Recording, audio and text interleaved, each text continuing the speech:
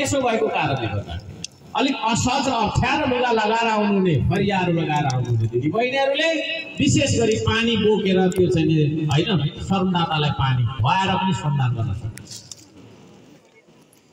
तर हामी यहाँ मूलतः पाइप तान्नमै लागिआएको छौँ, त्यसले गर्दाखेरि पाइपै तानेर जाउँ भन्ने हाम्रो अनुरोध छ। यहाँहरू सम्पूर्णलाई म धन्यवाद दिन चाहन्छु।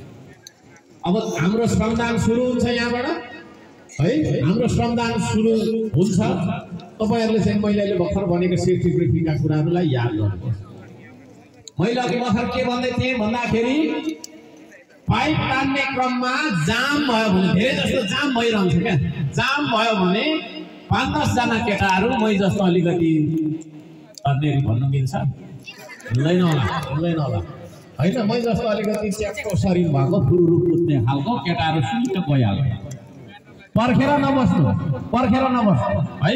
जाम भयो भने तलै बसेर 1 घण्टा भइसक्यो, 2 घण्टा भइसक्यो, 3 गयो जाममै, त्यो होइन। अगाडि गएर जाम खुलाउनु। यसरी काम गरेर चाहिँ नि आज लगभग हाम्रो चाहिँ नि यो होइन परसम्म पुर्याउने हाम्रो टार्गेट छ। ऊ त्यहाँ परसम्म त नि हाम्रो पाइप देख्दै हुनुहुन्छ, त्यसरी नै हामी टाँग्दै ल्याउने हो। यहाँ